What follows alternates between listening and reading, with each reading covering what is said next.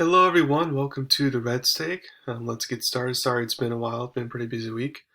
But I wanted to first, discuss my thoughts on how the AFC and NFC Championship games went, and a little bit of a Super Bowl preview. Let's first start with the Bengals and Chiefs. So for me, I love parity. That's exactly why the NFL is awesome, because the NFL once again is providing parity again. Because last year it's like, yeah, we can predict, a Bucks versus Chiefs matchup. It's like, well, Tom Brady first team, COVID year and all that. It's like, yeah, it's probably gonna be difficult. So while some people expect it to be like, not a lot of people expect, but we're thinking more Drew Brees in his final run, the Saints, or obviously the Packers and Rodgers, who were, the number one seed that year, something like that. Um, but now in this case, we get, the Chiefs are the annual, favorites in the AFC. We get Bengals going instead of the Chiefs. Um, what's crazy is that Cincy only won 4 games last year, and now they go from a non-playoff team to Super Bowl team.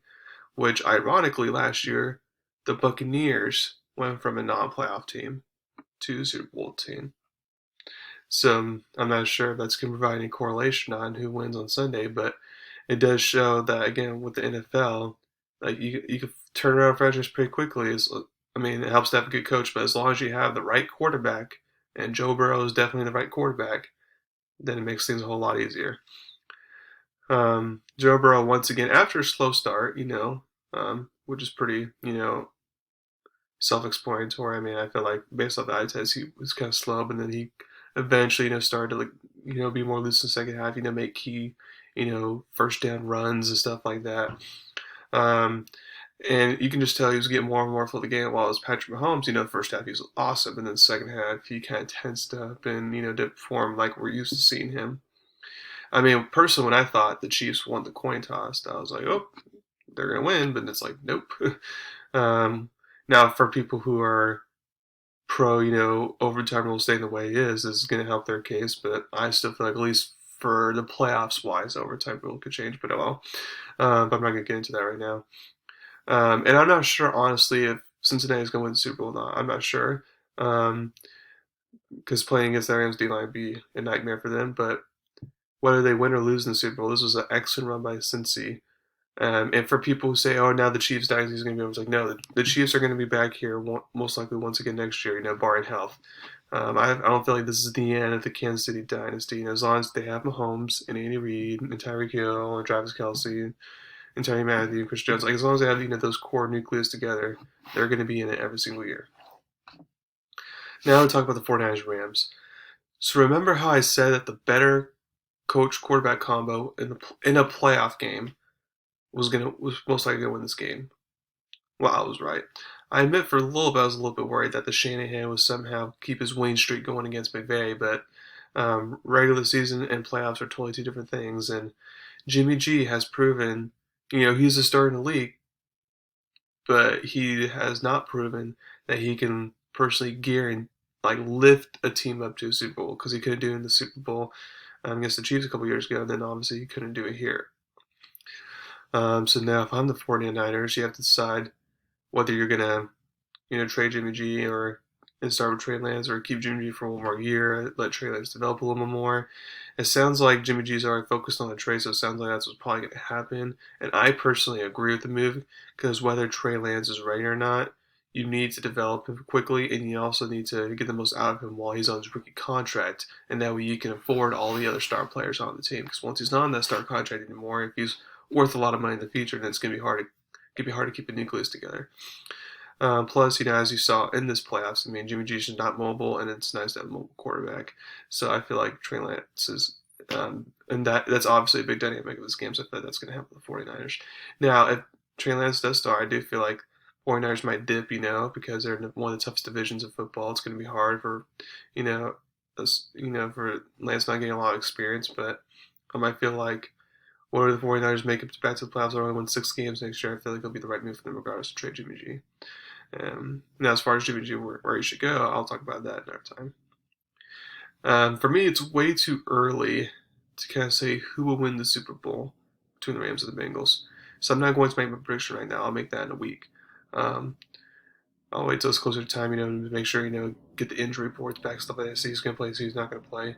Um, but all I hope for in the Super Bowl, unlike last year, all I hope for is that we get another close game.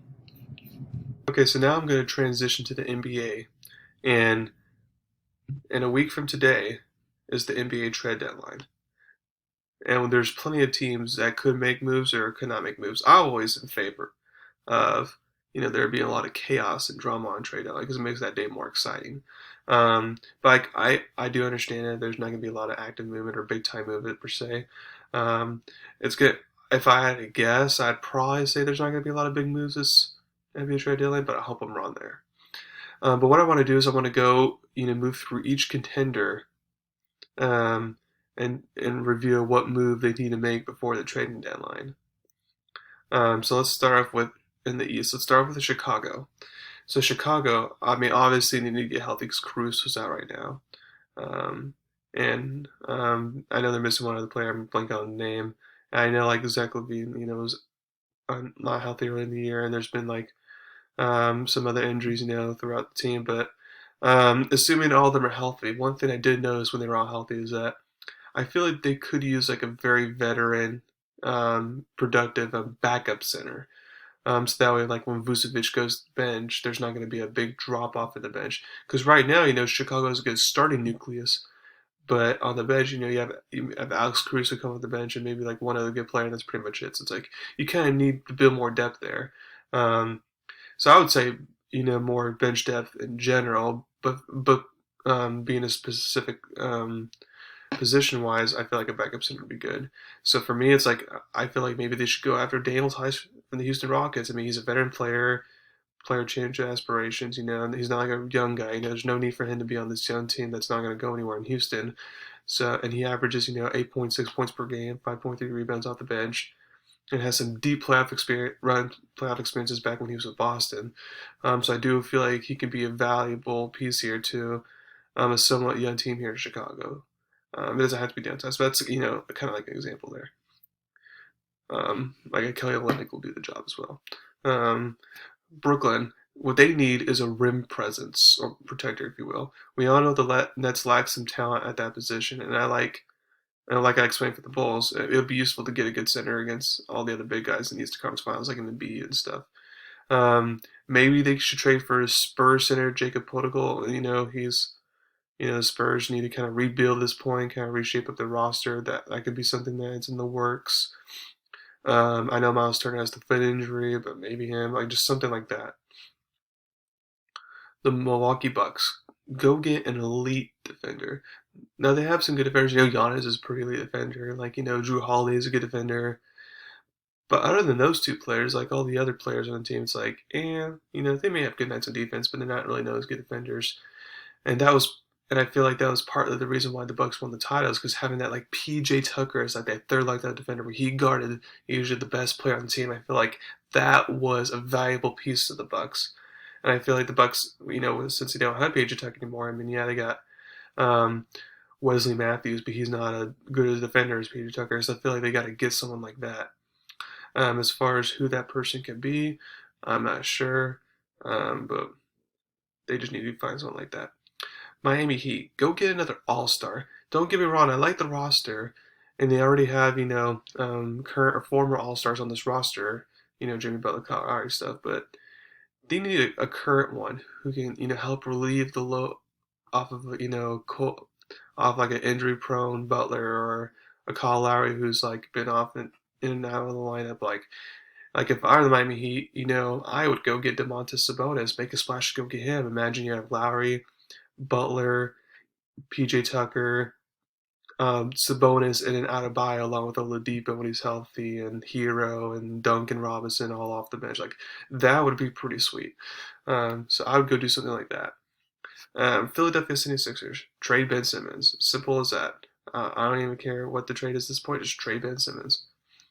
And then for me, it's like, again, I know Cleveland's awesome and all that, but I still, since they're a young team and all that, and kind of like an upstart club, like, I just don't see them making it far in the playoffs. Therefore, I'm not having them in my championship contender as far as making a trade like Delhi. But plus, they don't really there's not really a lot of moves they can make. They already, traded for Rajon Rondo with Ricky Rubio being out. It's not a lot of moves they can make right now. They just have to hope Colin Sexton can be back for the playoffs.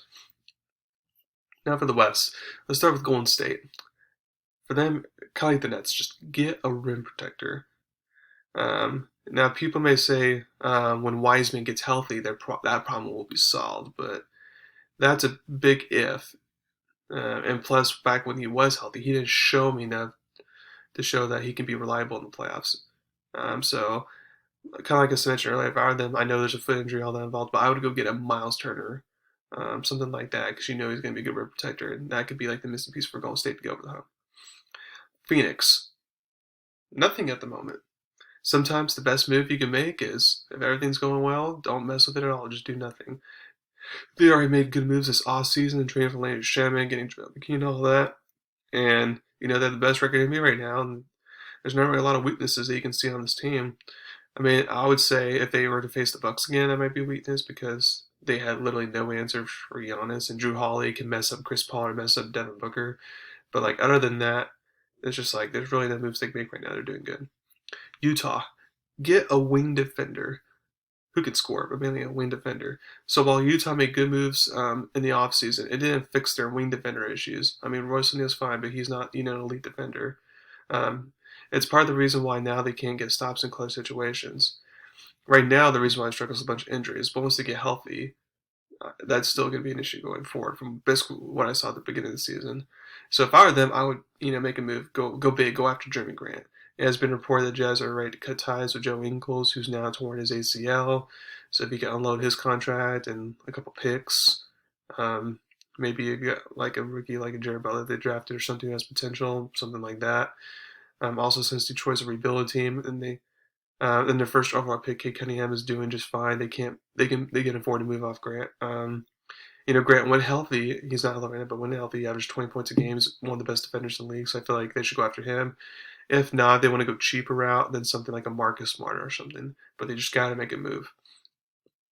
Dallas, go get another bench guard. It's not a secret that when Luka's on the bench, sometimes the Mavs suffer, especially if Tim Martin Jr. have an off night, which now he's injured, so he's not going to be in the rotation at all. And Porzingis has been, in and out of the line due to health reasons. No surprise there. So it's they just need more help in that regard. So they can go trade for an Eric Gordon who doesn't need to be with Houston or something like that. Then that would be a good move. Memphis, add a veteran or two. So Memphis has been good. I feel like if they stand pat, we will see the same thing we saw in the playoffs last year with them, except maybe it gets the second round's time instead of first round. But it's the inexperience and the youngness on this team will cost them. Now, they did a good thing out of Steven Adams this offseason, although Jonas Valanciunas is a better player. Get rid of Kyle Anderson or other young bench players for an experience guy like a Markieff Morris or George Hill or something like that, will go a long way in my opinion. And then I kind of lumped the Lakers, the Clippers, and the Nuggets all in one. And my answer for them is nothing, but that's by default. And what I mean by that is because of key injuries, we really can't make a full evaluation on what the Clippers need or what the Nuggets need. Now, Lakers, if I were them, I'd probably trade Westbrook even then because AD's been out for a while. Now LeBron's out and stuff like that. Kendrick Nunn's been out this whole time, and other key bench players have missed some time. It's just kind of hard to evaluate things. So I'm kind of a wait and see approach on them. But that's what I would do for all those teams that are contending for a championship over the next week before the traded deadline happens. And that's it for today. Thank you very much for listening to my podcast. Please subscribe to my channel to learn about me. Thank you very much. Have a wonderful day.